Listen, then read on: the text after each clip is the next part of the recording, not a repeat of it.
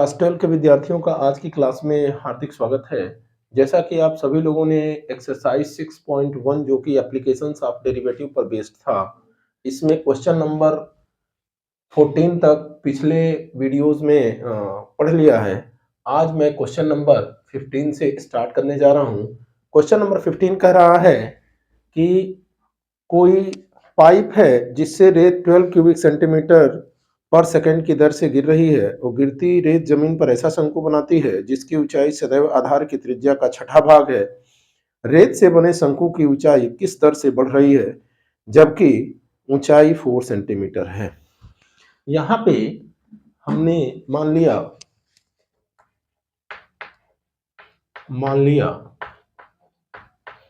कि समय t पर रेत की ऊंचाई h है तथा जो बालू का शंकु बन रहा है उसकी बेस रेडियस जो है r है तथा शंकु की त्रिज्या r है। इसके अलावा हम लोगों को यहाँ कंडीशन दिया हुआ है, जो हाइट है वो 1/6r है, जो सैंड कोन बन रहा है उसकी जो हाइट है वो रेडियस का 1/6 पार्ट है। इसके साथ ही साथ dv अपॉन dt यानी कि जो पाइप से रेत या सैंड गिरने की जो रेट है ये 12 क्यूबिक सेंटीमीटर पर सेकंड ये दिया हुआ है। और इसके साथ ही साथ हम लोगों को ये भी कंडीशन दिया है, जब हाइट h की वैल्यू जब 4 सेंटीमीटर होगी उस समय जो सैंड कोन होगा वो किस रेट से उसका वॉल्यूम बढ़ेगा, ये हम लोगों को कैलकुलेट करना है। यहाँ पे जैसा कि हम लोग जानते हैं वॉल्यूम ऑफ कोन जो होता है 1/3 पाई r स्क्वायर h होता है। यहाँ पे यदि हम h की वैल्यू r के टर्म में कंसीडर कर लें या h की वैल्यू, तो यहाँ से r इक्वल टू 6h हो जाएगा। 1/3 पाई इंटू r की जगह पे हमने कर लिया 6h इंटू h और ये होल स्क्वायर हो गया v is equal to 1/3 pi into 6h का होल स्क्वायर करेंगे तो 36h स्क्वायर इंटू h, ये कटेगा तो हो जाएगा 12, तो ये हो जाएगा 12 पाई h क्यूब। ये वॉल्यूम v कैलकुलेट हो गया। अब यहाँ पे हम लोगों को dv बाई dt यदि करेंगे तो ये हो जाएगा d by dt of 12 pi h cube. जैसा कि आप लोगों ने पहले पढ़ा है 12 पाई यहाँ से कांस्टेंट हो जाएगा, ये बाहर आएगा और बाकी 12 पाई कांस्टेंट बाहर आ गया और ये हो जाएगा d by D H of h cube into D H by D T. ये D H by D T rate of change of height with respect to time है और यही जब हाइट h4 होगी उस समय कैलकुलेट करनी है। यहाँ dv बाई डी टी जो है, चूंकि पाइप से जो सैंड गिरने की रेट है volume with respect to time 12 cubic centimetre पर सेकंड दिया है, हमने यहाँ 12 कंसीडर कर लिया। अब इसको सिंप्लीफाई करेंगे तो ये हो जाएगा 12, जब ही हमने सब्स्टिट्यूट किया 12 से ये 12 कैंसिल आउट हो गया और ये हो जाएगा पाई इंटू 3h स्क्वायर और D H by D T, ये हो जाएगा 1। यहाँ से D H by D T की वैल्यू यदि हम कैलकुलेट करें तो ये वैल्यू हो जाएगी 1/3 पाई h स्क्वायर। अब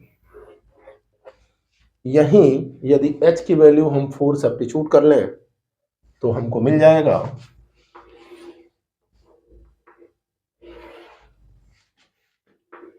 D H by D T equal to 1/3 pi into 4 whole square, यानी कि 1/4 4 जा 16 3 जा 48 पाई इतना सेंटीमीटर पर सेकेंड।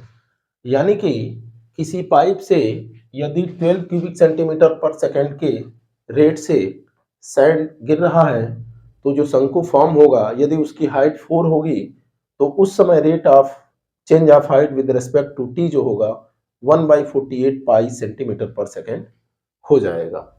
इस तरह से क्वेश्चन नंबर 15 का ये आंसर हो जाएगा। अभी जो हम लोगों ने क्वेश्चन किया था वो क्वेश्चन नंबर 14 था। अब हम आ रहे हैं क्वेश्चन नंबर 15 पे। क्वेश्चन नंबर 15 कह रहा है total cast in rupees associated production of X unit of an item is given by.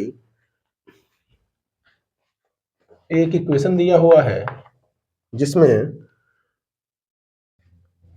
इस एक्स यूनिट के आइटम को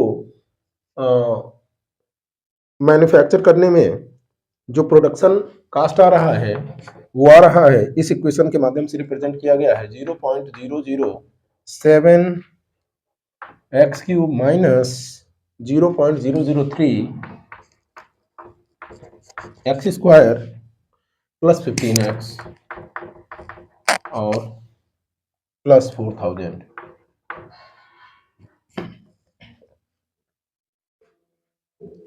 यहाँ पे हम लोगों को मार्जिनल कास्ट की वैल्यू कैलकुलेट करनी है जब x is equal to 17 unit दिया हुआ है।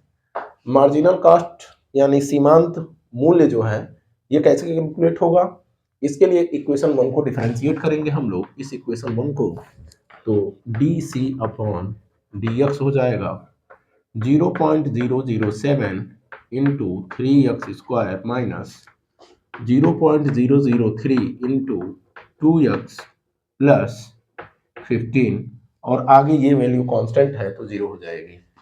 यहाँ पे ये मार्जिनल कास्ट की वैल्यू जब नंबर ऑफ यूनिट 17 होगा, x इज इक्वल टू 17 तो हो जाएगा 0.007 into 3 into 17 whole square minus 0.003 into 2 into 17 और प्लस 15। यहाँ पे आप आएंगे तो ये वैल्यू हो जाएगी हम लोगों की 17 इंटू 17 इंटू 3 यानी 0.007 into 3 into 17 into 17 minus 0.003 into 34 plus 15।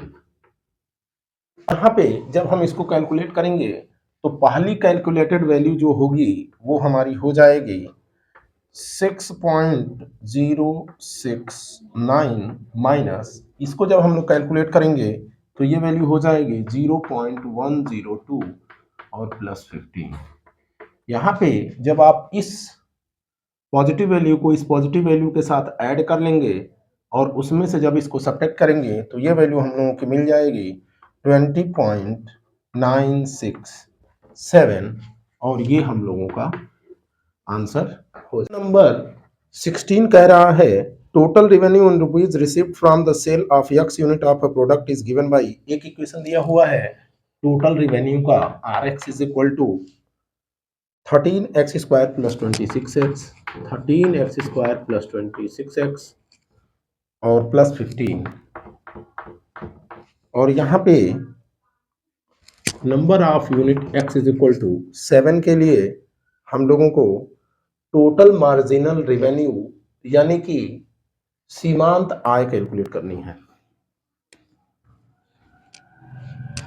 जैसा कि अभी हम लोगों ने क्वेश्चन नंबर 15 में देखा था, इस इक्वेशन को सॉल्व करने के लिए भी हम पहला काम ये करेंगे, इस रेवेन्यू के इक्वेशन को, टोटल रेवेन्यू के इक्वेशन को x के रेस्पेक्ट में डिफरेंशिएट कर लेंगे दोनों तरफ, तो हम लोगों को मिल जाएगा dr by D X that is equal to 13 into 2x और प्लस 26 इंटू 1 और ये 0 हो जाएगा। इस तरह से 26x और प्लस 26।